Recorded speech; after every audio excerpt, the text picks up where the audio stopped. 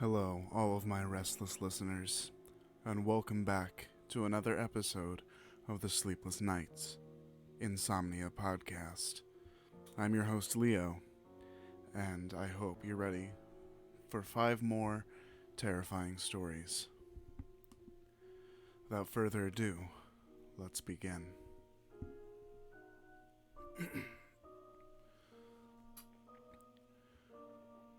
Time to time, I stay at a friend of the family's house to watch their dog.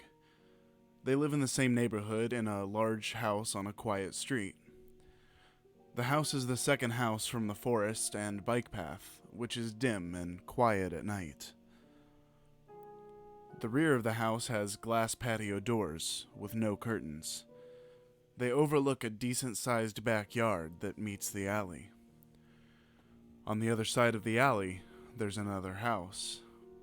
It's an older house with dark red brick and many small windows. It was around 2 a.m. and I was eating snacks and watching movies and shows on the couch. If you were looking through the patio doors into the backyard, the living room would be on the left and the kitchen would be on the right. The rear of the couch would face the kitchen and the small dining area near the patio doors. I laid on the couch, watching American Pickers or something like that. The dog was on the floor resting, and the night was quiet as can be. I had all the lights off except maybe one. I enjoyed these times when watching this dog because it was quiet and peaceful. It was nice to have some time to myself. Laying there comfortably, eating snacks and watching television, I suddenly hear a very loud and urgent bang on the patio doors. It fucking freaked me out, obviously. The dog let out a skeptical growl as I reluctantly peered over the back of the couch. What I see is the fucking floodlight illuminating the white hair and wrinkly face of an elderly lady. Hesitant as fuck, I get up and I walk towards the patio doors as the dog begins to bark. I see the old lady there, and she has a look on her face like she's disappointed in me. In a split second, I thought maybe I had the television too loud, or maybe I'd done something else to disturb the peace. So I opened the door, and I was very kind. I asked her if everything was okay. She said, "No, everything is not okay," and then continued to look at me in disappointment. So I asked her what was wrong, and she asked, very firmly, "Where's my husband?" Dumbfounded, I stumbled through my words and asked, "Why? Is he missing?" She continues, very firmly and insistent on giving me on me giving her a clear answer. Don't play these games with me. I know you know where he is. What did you do with him? I felt that something was up. I asked her if she was okay and if she had any sort of medication that she took. Insulted, she replied, "Excuse me?" And then pulled out an 8.5 by 11 inch framed photograph of a man out of her purse. She goes on to tell me that the man in the photo is her husband, and that he had come to this house for a party and hadn't ever come home. I told her I was watching the house, and I didn't know anything about it. She continued her arguments and asked I asked her if she needed me to take her to the hospital. Insulted again, she told me she was going to call the police, and she walked away into the darkness. So I stand in the kitchen and scratch my head and say what the fuck to myself. Still shaken, I mute the television and peek out the front door in case she came around. Nothing. From then on, there was nothing but silence. No police. Dead silence. I peek out the patio doors, and I see lights go on and off in the little windows of the house across the alley. I assume this is where she lived, and she's getting ready for bed. I laid down on the couch and browsed Reddit for a bit to clear my head. It wasn't until a day or two later I found out she had done this before. Her husband did pass away, but she likely suffered from mental illness, Alzheimer's or something else. I was sort of relieved to find out it was a common occurrence with this neighbor, but I've never been more creeped out or puzzled by any other experience. I've stayed at that house and it hasn't happened since. Hopefully, she's found the help she needs.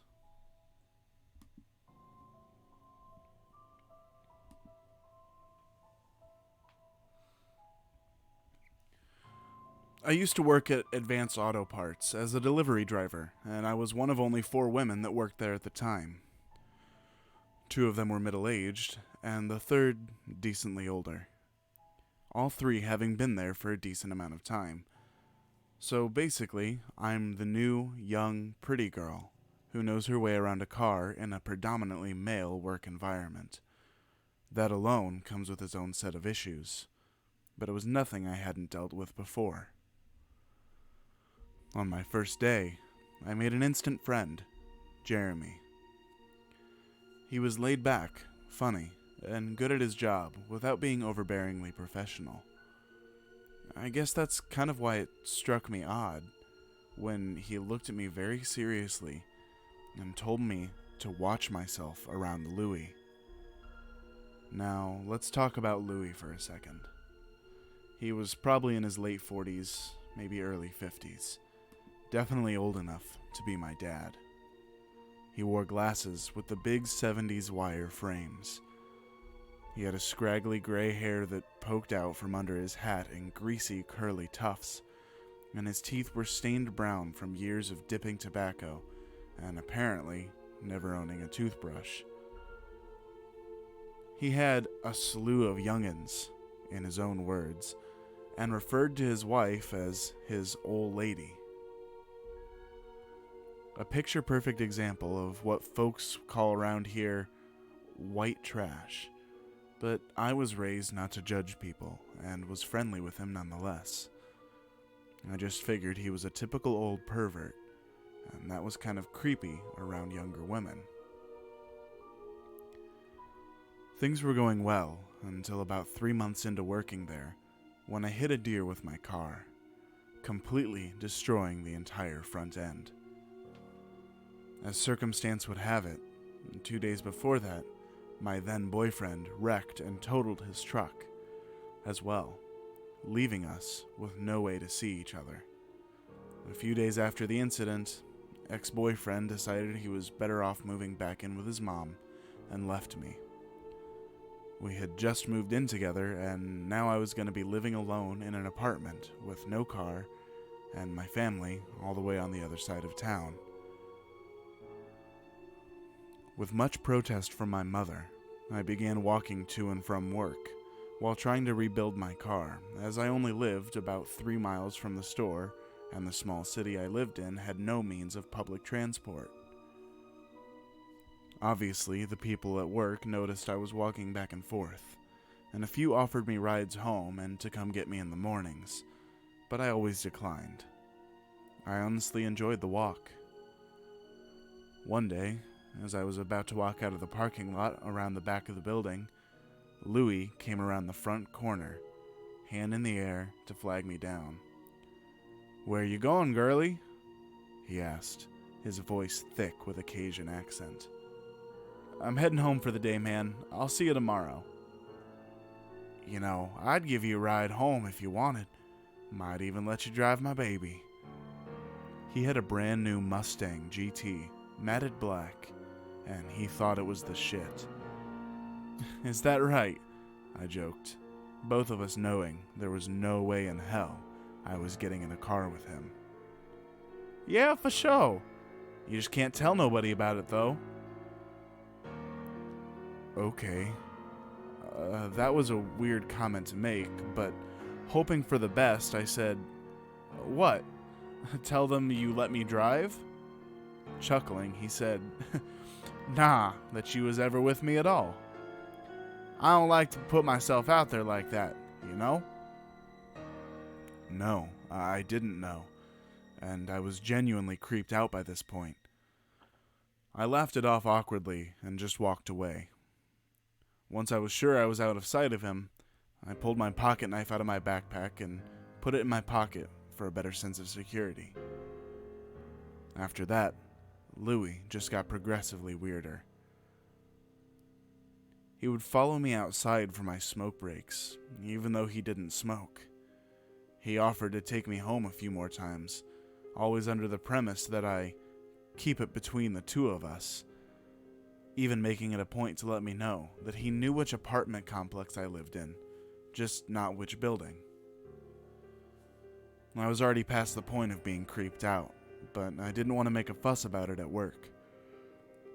I was going through enough in my personal life already.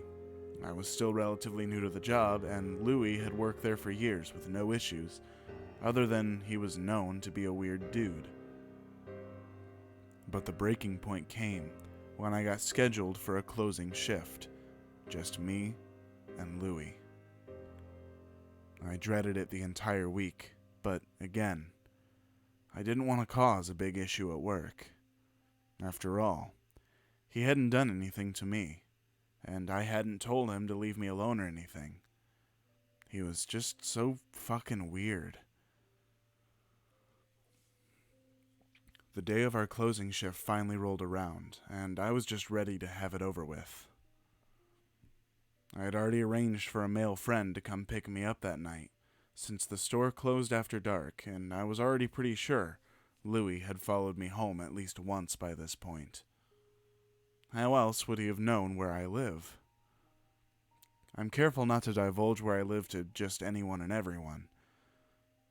5:30 came and everyone left for the day, leaving me alone with Louis.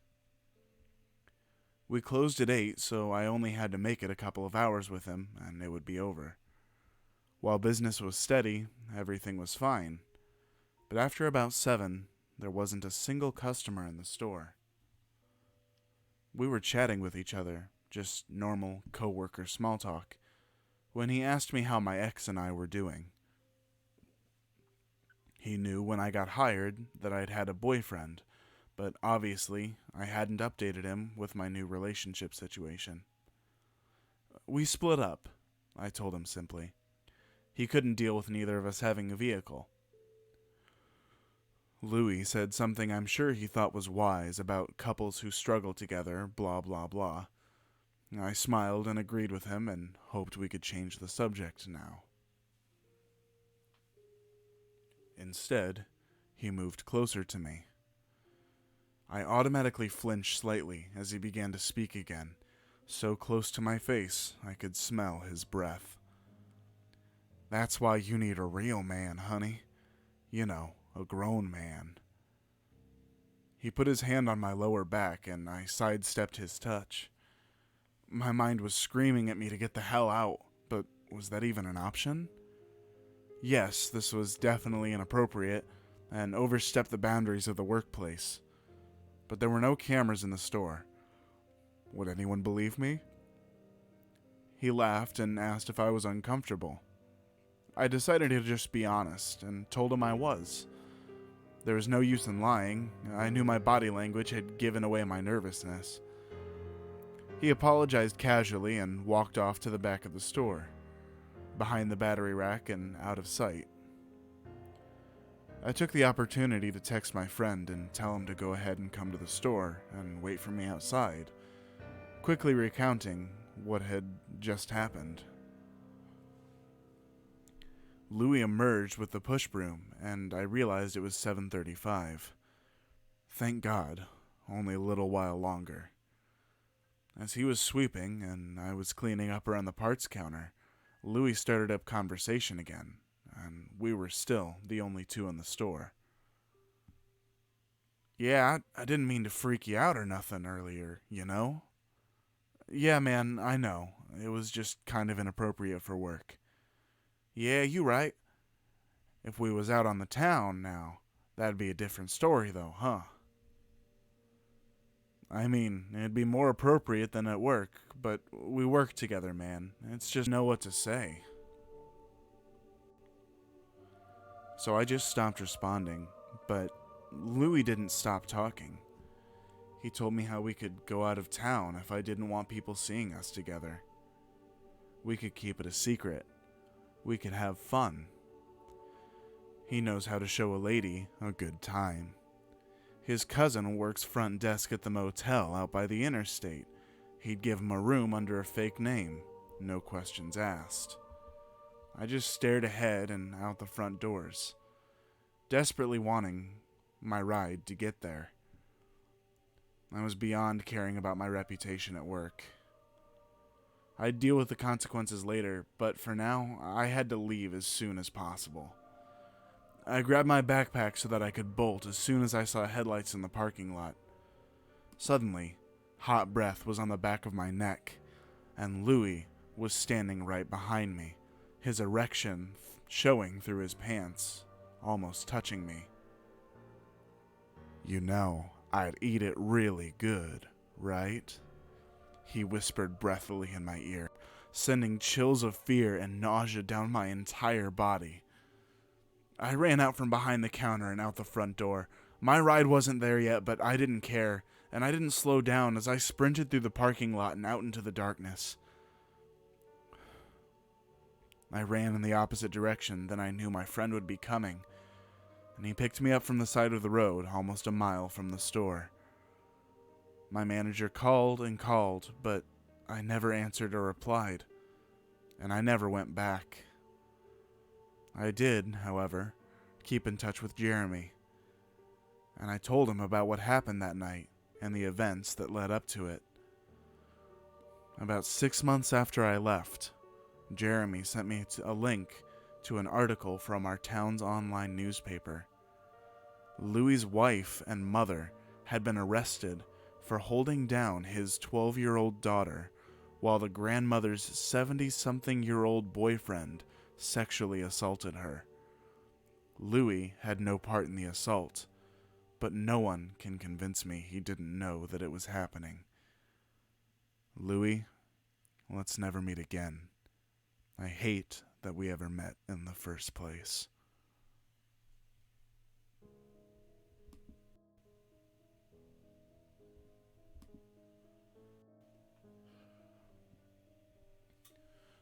So about 10 years ago, I worked at a laundromat alone at night, in a terrible part of town.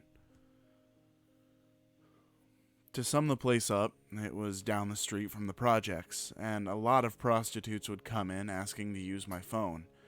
Crackheads tried to sell me things, like an open container of powdered iced tea, and there had been a serial killer whose house you could see from our parking lot. There are actually a few Let's Not Meet stories I have from there, but I'll post those at a later time. It was around 8 at night, and dark on a Saturday. Saturdays were the worst, and, as usual, I was working alone. The only customers there were a Spanish couple and their young son, probably around 5 years old. A Rastafarian man walks in, tall and burly, with long gray/black dreads, looking very pissed. My first reaction was to turn and say hello as he walked in the door, but I was taken aback by the angry glare on his face. He was walking quickly and looked like he was about to fight someone. He began pacing around the laundromat, sweating and clearly just on some type of shitty drug. He did that for a good 10 minutes and then started saying things to the Spanish couple very loudly and out of breath. He knelt down and started talking to their son. When he touched the kid's shoulder, I could see the parents pulling him back, obviously uncomfortable. As politely as I could, I said, "Hey sir, I'm really sorry, but my boss doesn't really want anyone in here if they aren't doing laundry." He stood up and glared at me and said, "What am I doing wrong? I'm doing nothing wrong. What am I doing wrong?" I repeated what I said quietly, and he started walking closer to me. As he was walking towards me, he told me I was the reason why his people were brought to this country, that I manipulated them, and that I'm the reason for all of his pain. He was getting more and more worked up and louder. He was so angry with me that spittle was flying while he screamed, "One day someone's gonna throw you in the dumpster. One day you'll be in pieces all over the ground." He then stormed out and slammed the door. I called my boss to let him know what just happened and tried to calm myself down. I grabbed a pen to keep on me, figuring I could try to jam it in his neck if he came back to attack me. The Spanish couple packed their clothes into their car, and the lady popped back in to tell me the angry guy was pacing around the parking lot. I looked out, and sure enough he was. So I locked myself in the office and called my boss, and as well as the police. My boss came and escorted me out. The cops never even showed up. Fast forward to a few days later. I get a call from a detective who wants to ask me questions about the other night in the laundromat. 2 hours after I left that night, a woman got stabbed in our parking lot, and the description of the guy matched the big Rastafarian man. I never found out if she lived or if they even caught the guy.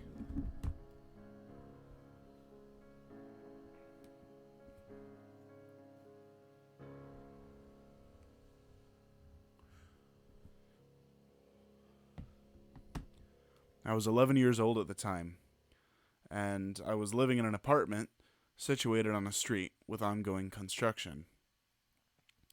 Needless to say, they often tapped into the electric supply and the power fluctuated quite a bit. Therefore, streetlights often served no real purpose, especially in the winters when evening dawned on us with pitch-black darkness. That's relevant, so keep it in mind. From what I remember, it was a weekend I was supposed to spend at my friend's house. For an 11-year-old me, this was an exciting prospect, having been loaded with school work the entire week.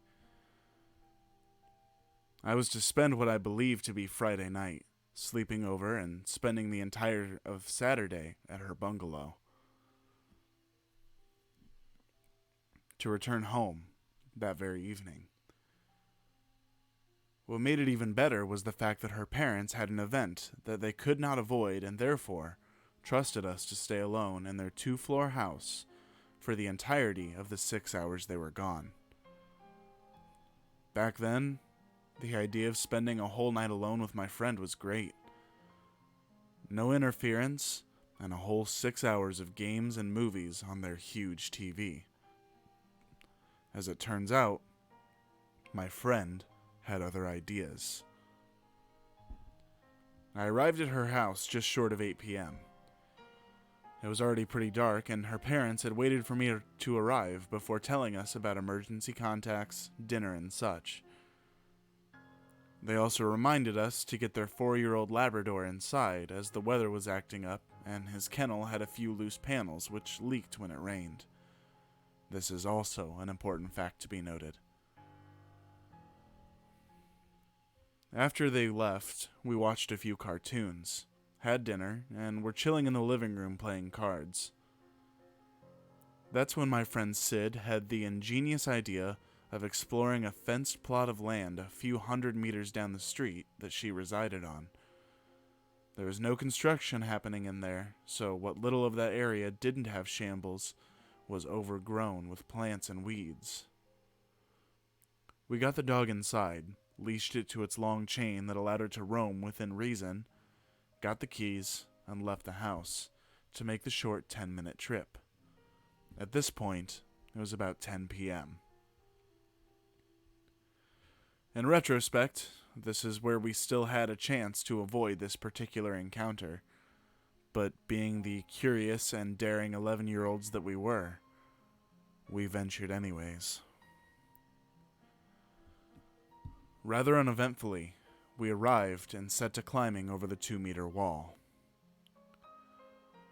Luckily for us, the wall was broken enough in enough places to make good holds to carry us over.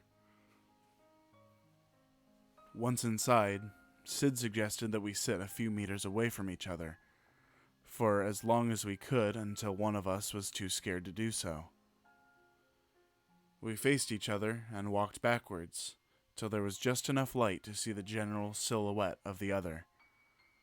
After what seemed like a good 2 minutes, I saw Sid's hunched form rise and start to walk towards me. She seemed to be walking in a rather fast and in a haphazard manner, jumping over rocks and such at a daring pace, even getting cut by some thorns in the process. She came up to me, and just as I was about to laugh and call her out on being scared, she told me to get up because she needed to go feed Shaggy, her dog.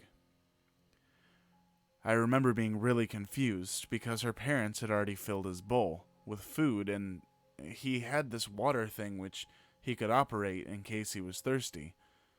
But I saw her face, and let me just say, I've never ever seen her this pale.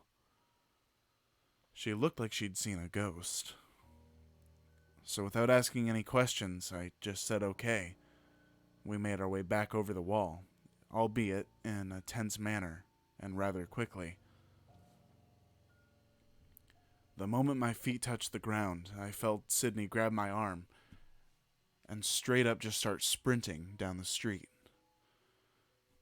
To put things into perspective, I had a bruise from the way she grasped it for 2 weeks straight.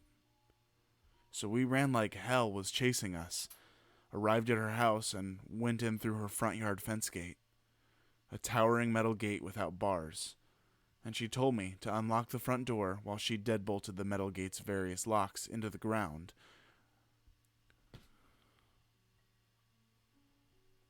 At this point, I was starting to panic. But we got into the house, and Sid proceeded to run around the house, locking and closing all possible windows and doors, as well as pulling the curtains shut. I was very confused as to why she was doing this, and so was her dog, who stood there and followed her around while she did so. After about 10 minutes, she came back into the ground floor living room with a very scared expression and explained to me that the reason that she did all that was because while we were sitting apart, she happened to glance away from to a few meters to my right to see another human silhouette crouching in the bushes. She thought she was imagining it until it moved closer to where I was sitting and seemed to be unaware that my friend was watching them. She didn't want to startle me or the person, so she made up having to feed her dog as an excuse to get out of there without alerting the person still crouching there. After hearing this, I was quite shaken, and we hugged for a few minutes, deciding not to tell our parents as they had very much warned us not to go out of her compound. We didn't want this to be the last of our time alone together having fun, so we peeked out the window into the street, which seemed to be empty as far as we could see, and proceeded to put it behind us as excitement took over our minds once again. I would have loved to say that that was the end of it, but what happens next has stuck with me till this day, and I hold a fear of that situation from that point onward. To give you an idea of the layout of her compound, her house was surrounded on two sides by a lawn, and the lawn was then surrounded by a wall, some 2.5 meters high. The wall had one entrance, which were the two tall metal gates I talked about previously. The house itself had windows all around the perimeter, as well as two potential entrances. The first being the front door, and the second being a door to this small attached space next to the house, which was made of see-through metal, like the kind which metal fences are made of, but stronger. The space had a metal door, with a lock only accessible from the inside, as well as a door which was on the wall this space was attached to inside the space. However, this door only had a deadbolt on and was made of light wood. So an hour or so after the incident, we were upstairs in her air-conditioned room, playing games on her computer, and talking about whatever it is 11-year-olds talk about, when we heard the dog bark from downstairs. It was growling and seemed to bark at random intervals. Keep in mind, this dog was a friendly Labrador who rarely ever growled or barked aggressively. My friend went to get the dog upstairs into her room, and after she returned, she informed me that the dog was standing near the front door, growling at it, and that it took her quite a bit of effort to get him upstairs, as he kept trying to go back there. We were really confused, as this was unusual for him to do, and thinking that a stray dog might have caught his attention, we decided to go onto the balcony attached to her room that gave us a view onto the front lawn, and a part of the street directly in front of the house. Instead of seeing what we assumed would be a stray dog or cat, we looked down to see a person standing very still in her lawn and in front of her front door. In the limited light, we could make out heavy layers of muddy-looking clothing and a head full of hair that looked very matted. The dog was with us in the balcony and was whining to be let outside. We crouched in her balcony, and right as we were about to discuss what we should do, we heard what sounded like the front door rattling, as if someone was trying to open it with the handle. We creeped back downstairs, only to realize that this person had now moved on to the next window, and then to the door, and was trying to open that now. The realization hit that he was trying to find an entrance into the house by going around the perimeter. Just as we were about to creep back upstairs, my friend grabbed me again, and in a hushed tone, told me that she had forgotten to lock the attached space door in her hurry before. We both looked at each other and paled as we realized that it would gain the intruder easy access into the house, as the inner door had nothing but a deadbolt. At this point, we heard the windows rattling behind the house, nearly 3/4 of the way back to the front again. The attached space door was a few meters away from the front door, and we were lucky that he had chosen to go around the other side. She told me to wait by the inner door with the dog while she went outside and bolted the metal door. She then informed me to close the door as soon as she returned, and that if she was outside and caught, to let the dog outside, and to close the inner door as discreetly as possible as to not give myself away. We were both terrified, since we had no time to argue about it.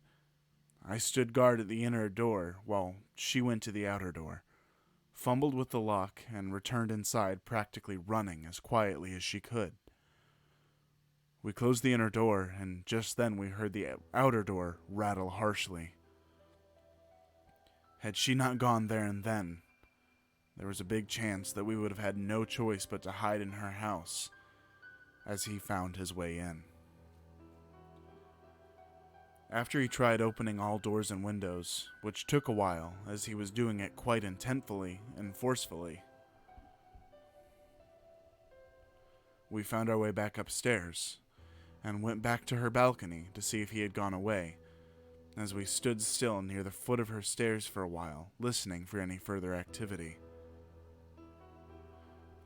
As we looked down, we saw him once again, standing in her front lawn.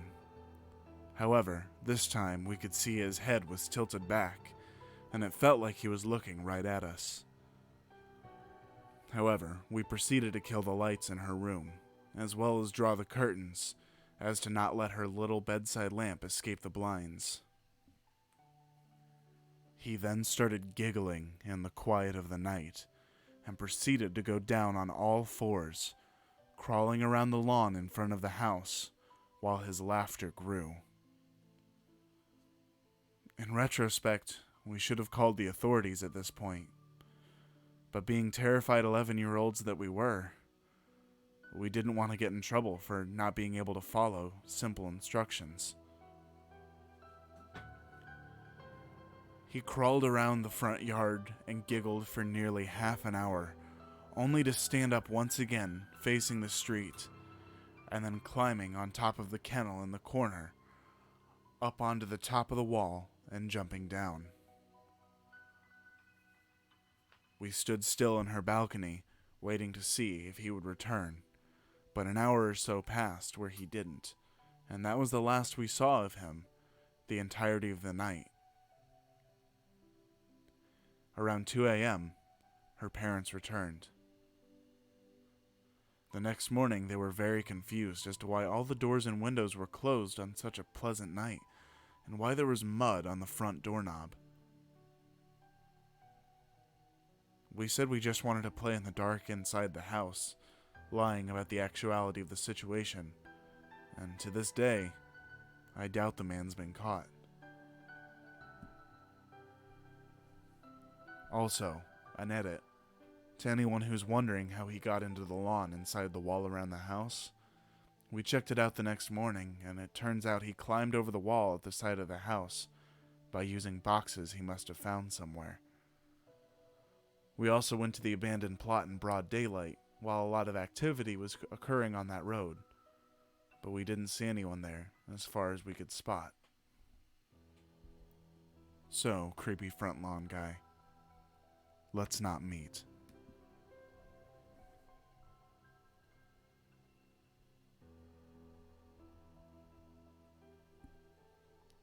And now on to our last story of the night. This is something that was super traumatic for me, but it was never discussed again in my household. I was talking with my mom about it the other night, and she still didn't say much. I thought I would share my thoughts here with you all. When I was 13, I got a Dell desktop for school. The internet was fairly new to me back in 2003. AOL and MySpace, Yahoo Messenger, AOL chat rooms, 16F Cali, anyone? AOL chat rooms was where I went most of the time. I was a shy, overweight kid back then, still shy to this day. But online I could be anyone. I could say anything. It was amazing. I discovered so many things when I got the internet.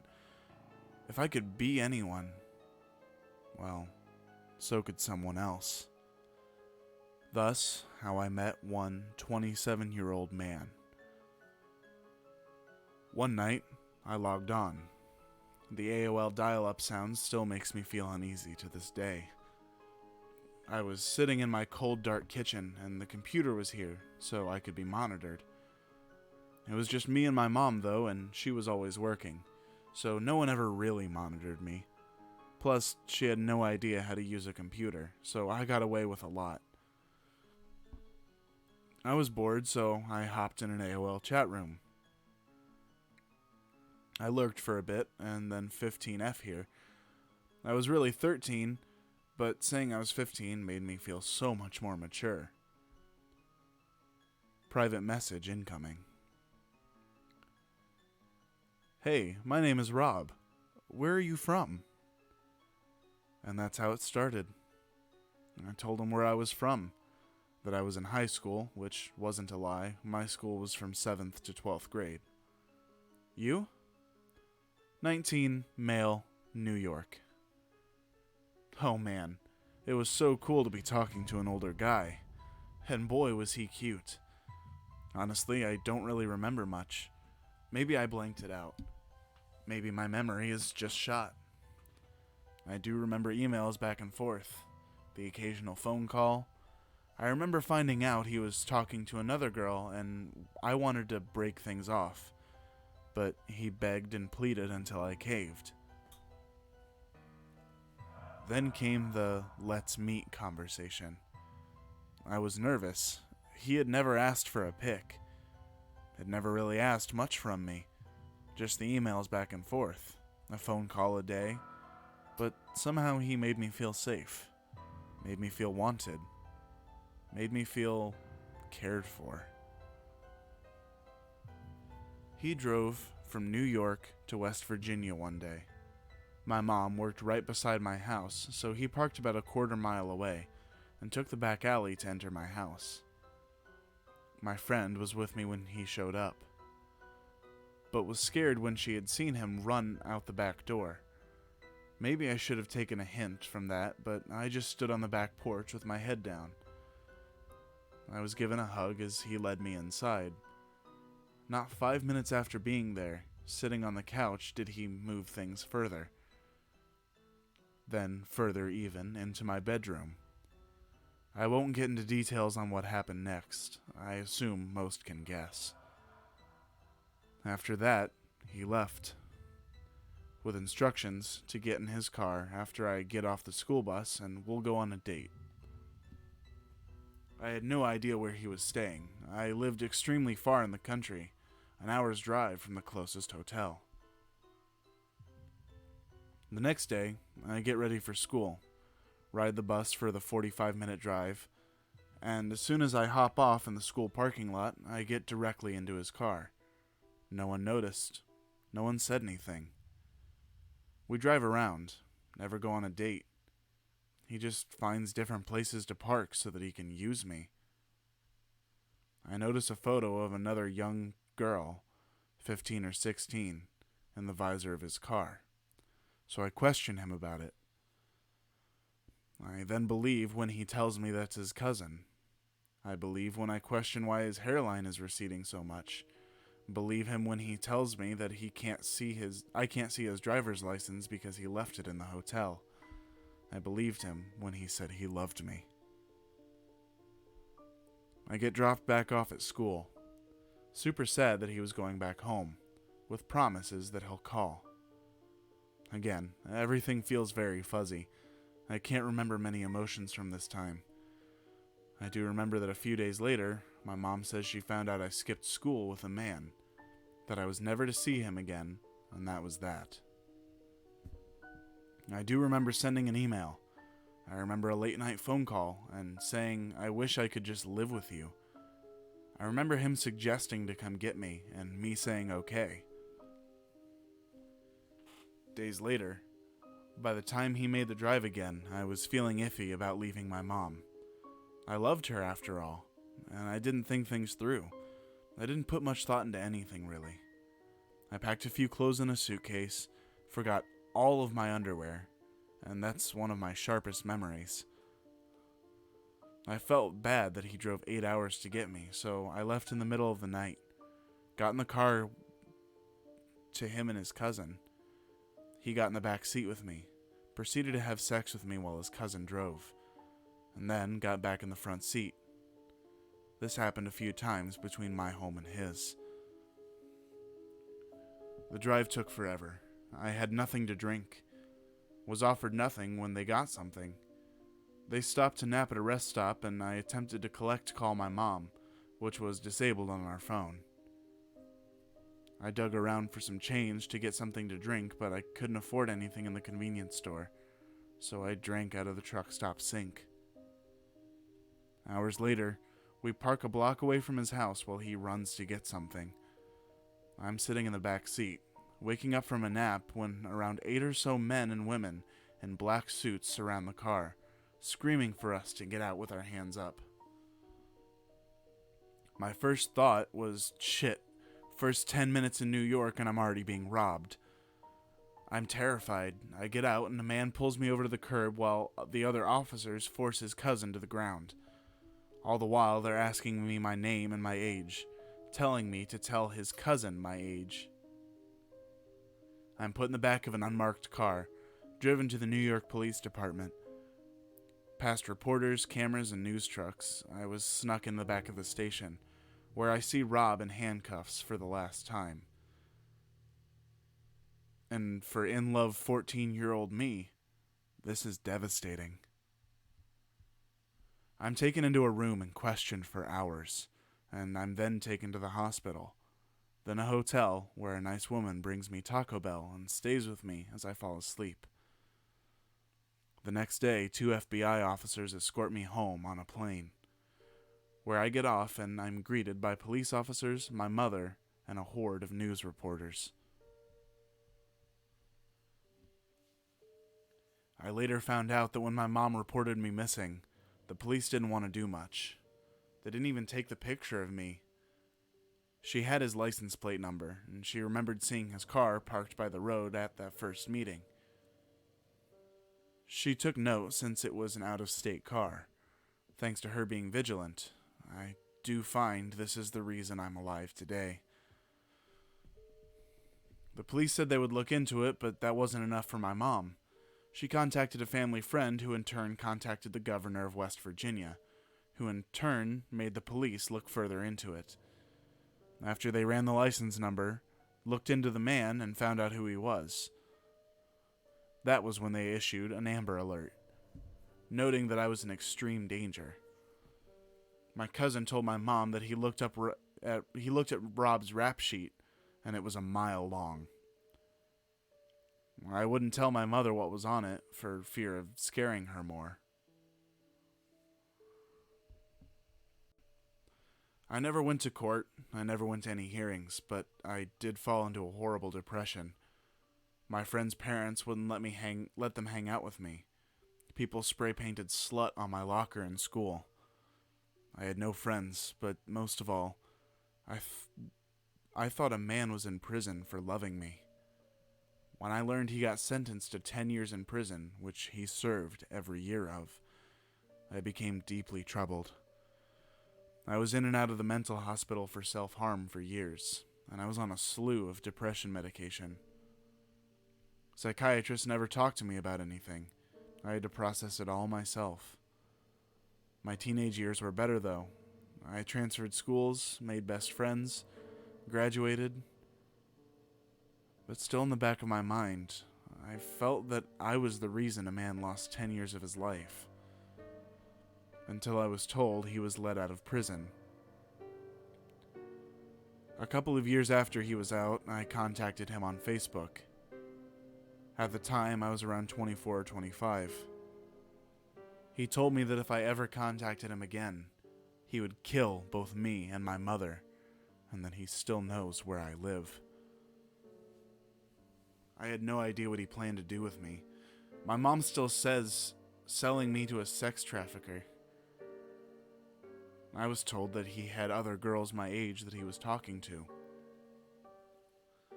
Some good things happened because of my kidnapping, though. Schools all over my state started internet safety education classes. Kids were taught safety, parents were taught how to keep kids safe, and no other girls were taken by this man. So, to the man who ruined so many years of my life, I'm 29 now.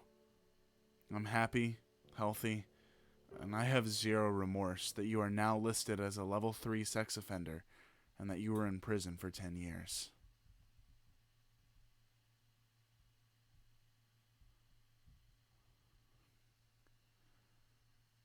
I just want to add a note at the end of that story before we finish things off. The internet was, and still is, a scary place.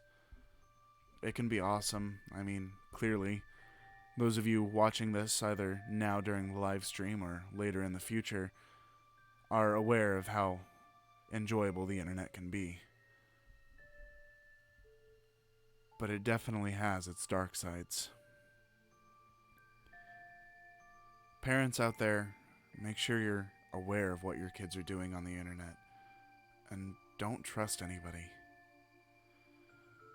And if you know somebody who's gone through anything like this, any sort of sexual assault, any sort of sexual harassment, please be supportive of them.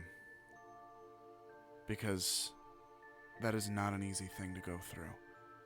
And the last thing that they need for their mental health and for their ability to cope with what happened is for other people to give them shit for what they've been through. They're not less of a person because they've been through sexual assault, sexual abuse, or anything of the sort.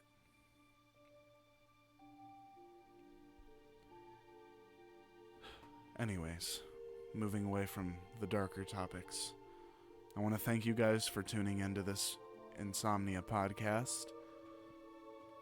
Just a reminder to please join my subreddit if you have a story of your own to tell.